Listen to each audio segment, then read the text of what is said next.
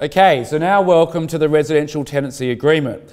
We have just signed and sealed the management agreement, which gives us the authority to go out and find the tenant. And now our next step, of course, is to sign up the tenant. So what you'll find, first of all, is the Section 48 notice. This is actually a brand new document since the 1st of March last year, and now has to be given to the tenant at the same time or prior to the lease. So those of you who go onto agencies that use REISA forms will notice that this is actually the first page of our lease. So the Section 48 notice is very straightforward. The agent's name is Dulwich Real Estate Proprietary Limited. You, of course, are the company representative. The street is the agency's address, suburb as required, state as required, postcode as required. If those details aren't in the instructions, please just make them up. ABN, if applicable, RLA, make up the RLA. Telephone numbers, okay. Fax numbers, I'm not sure many agencies even have faxes anymore. And an email address, make it up. Pretty straightforward for item number 1. Item number 2, the landlord. Full name, in the instructions, it's Margaret Branch. The address for service of documents, 28 Treetop Road, Cavan, State, SA, postcode 5065. Can't get more straightforward than that. Item number 3, the person with superior title to the landlord. That is not the mortgagee.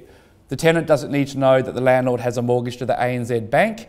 It refers to a subletting situation pretty much. So it's not applicable in this circumstance. So that's the Section 48 application. And now we get to the residential tenancy agreement. And pretty much the first page is the same as what we just filled out in the Section 48 notice.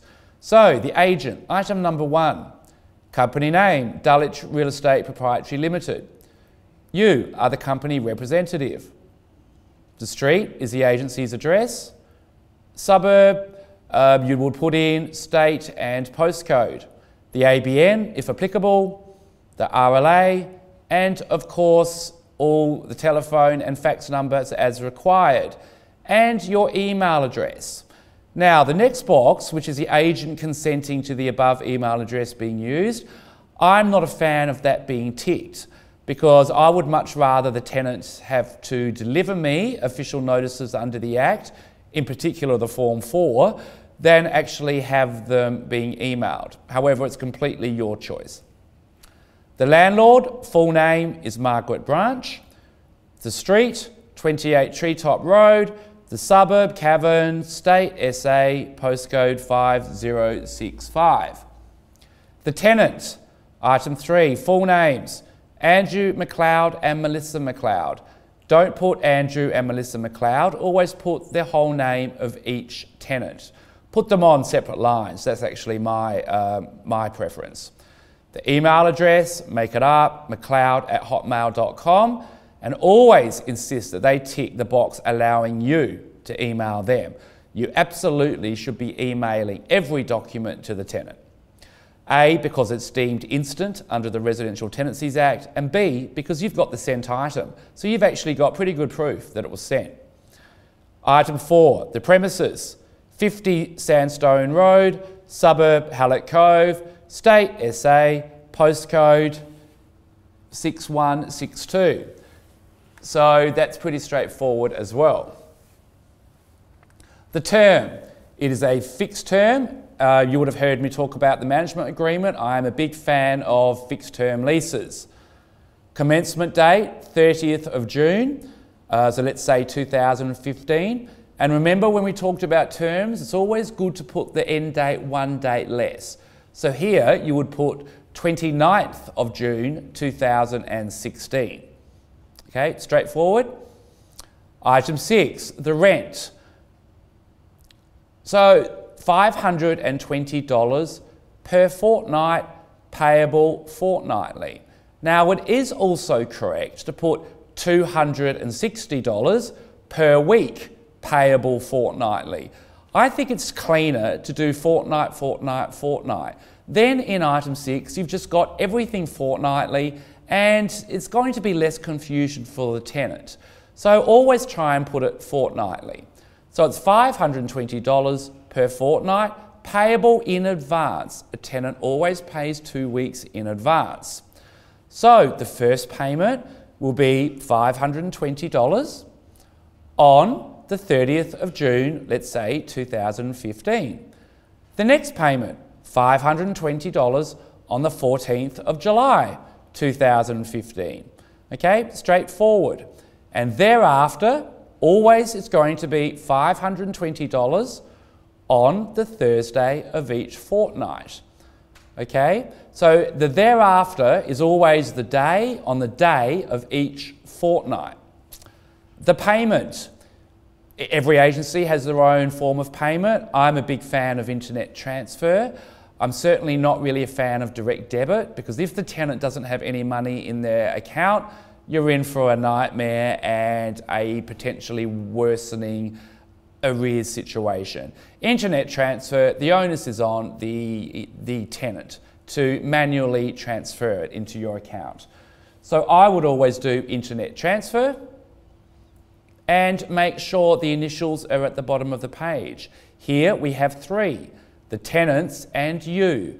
The landlord does not initial this document. You are the property manager, you are acting on behalf of the landlord. So we've got Melissa McLeod, Andrew McLeod, and PM for you, the property manager. Now, I also actually put in some calculations for monthly rent. It actually is a lot more complicated if it's monthly, but let's say that the tenant was paying monthly. Look at what figures you actually get if they pay monthly, $1,126.67. So it's a little bit more complicated to work out the figures if the tenant is doing monthly, but it's possible. So there's actually the calculation for if you choose to do it monthly. But I think most tenants nowadays do pay it fortnightly. Item number 7, the bond, $1,560. That's $260 and it's times 6. Because the rent is over $250 per week, you are entitled to ask for a bond of 6 weeks' rent. Item 8. Remember, in the management agreement, it's pretty standard. The landlord would always get the tenant to pay for usage and supply, and that is exactly the situation here. The tenant will pay all water usage costs and all water supply charges. Pretty straightforward. Item 9, insurances.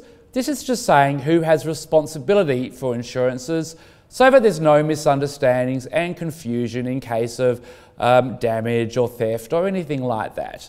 So the responsibility for insurance of the premises is the landlord, and responsibility for the contents is the tenant. Moving on, item number 10. Now, other conditions. Don't put your other conditions here. It's a very common mistake. That first big box you see is for other persons permitted to reside in the premises, and this will normally be children. So don't put your additional conditions in there. That's for other approved people to live there. Pets approved? No. If you did want yes, make sure you have details of the pets approved. A photo is good, the age of the pet is good, and it's always good to have a clause in saying what happens if that pet dies during the term of the lease. Repair instructions, always contact agent. Even if it's an emergency and it's 2 o'clock, the tenant will only be able to get someone out to do emergency repairs if they've actually made an attempt first to contact the agent. So the tenant should always contact the agent. And most PM agencies will have a 24-hour hotline, so that if the tenant rings through, they'll say, if you need a plumber, press 1, etc., etc. So the nominated repairers are the emergency repairers after hours, and the name of that would be, in the instructions, was maintenance needs, and their telephone number, always good for a mobile number. So that's always going to be your repair instructions. Both boxes crossed for bonus points for after hours emergencies, and the name of who the emergency repairer is. Make sure the initials, again, are at the bottom of the page. Now we come to our execution page. Dated this, Day, again, 22, 23, the 1st, the 6th, the 7th, not Thursday, Friday, anything like that. The month, which is June, and the year, which is 2015 or 16. The tenant acknowledges receipt of, so you would be ticking quite a lot of these. Section 48 notice, copy of the agreement, information brochure, property condition report, anything that is compulsory for you to give to the tenant, get them to acknowledge receipt.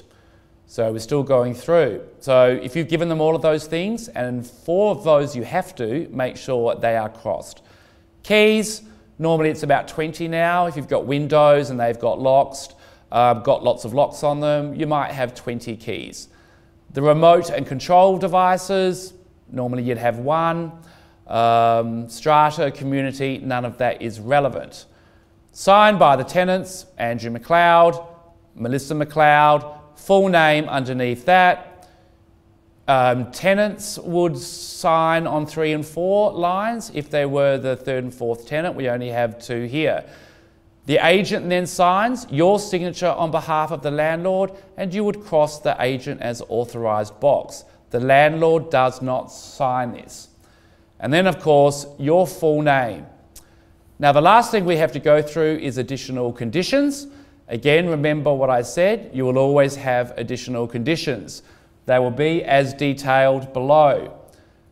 The first condition is always going to be a rent condition. Remember, we filled out that item earlier. The tenant has to pay rent by internet transfer. But how do they do that? If you haven't told them and they get a copy of their lease out, they're going to look at it and go, okay, I've got to pay today, it's the 30th of June. However, where do I pay my rent to? So you must tell them. Stonewall Banking Corporation, make up a BSB number, make up an account name, make up a unique ID or a customer reference number. But the tenant has to know by which method or where they have to pay their rent. I like it being put into the tenancy agreement because they won't lose that. They'll lose a piece of paper where you give those details on a lot more readily. Make sure you initial the additional conditions and instruction page. And that, guys, is the end of the tenancy agreement.